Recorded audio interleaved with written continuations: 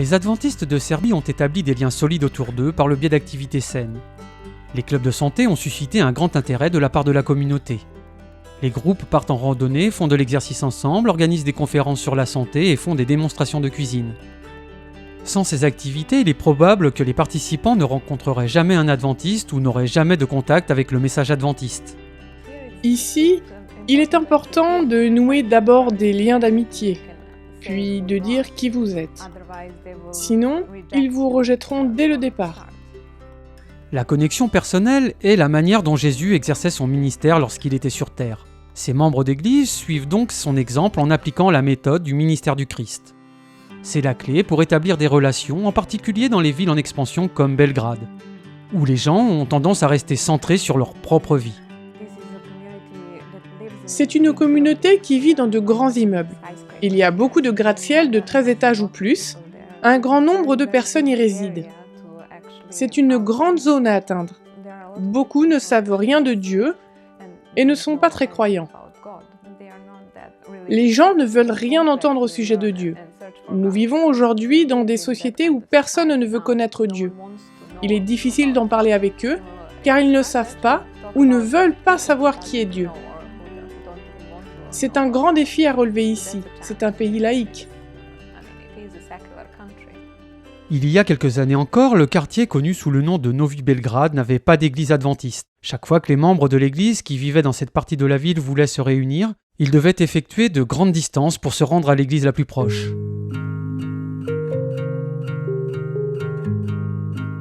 En 2020, une partie de vos offrandes du 13e sabbat a permis d'établir une église à Novi Belgrade. Ils ont pu obtenir un espace à 2 niveaux et sont en train de rénover le niveau inférieur pour en faire un centre d'influence urbain.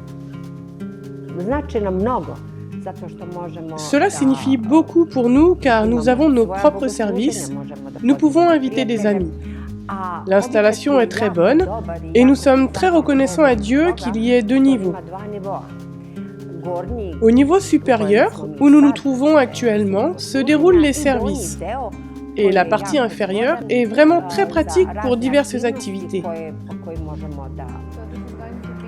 Ce sera bientôt un centre d'influence et nous allons avoir des clubs de santé ici. Nous allons enseigner aux personnes comment cuisiner des aliments sains et peut-être une sorte d'artisanat. L'artisanat est très apprécié ici, comme la fabrication de savons à partir d'ingrédients sains, ainsi que le découpage et le piquage.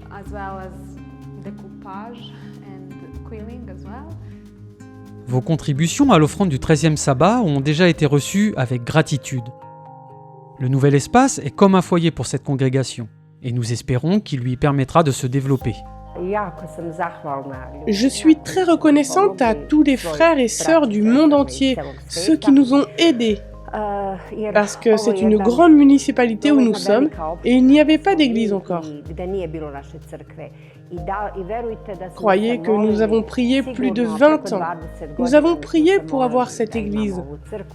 Et c'est pourquoi nous sommes aussi prêts à donner nos offrandes à ceux qui ont besoin aussi d'avoir leur propre église. J'ai tellement de gratitude. Merci.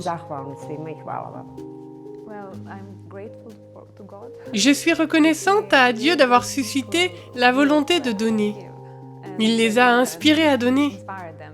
Cela nous dit que nous devons travailler et justifier ce que nous avons. Nous prions pour que Dieu nous utilise là où nous sommes et qu'il remplisse ce bâtiment pour que nous en trouvions un autre. Merci de prier pour cette église qui accueillera bientôt un centre d'influence urbain dans un nouveau quartier de Belgrade. Merci pour l'offrande du 13e sabbat en 2020 et d'avoir fait du rêve de cette congrégation une réalité.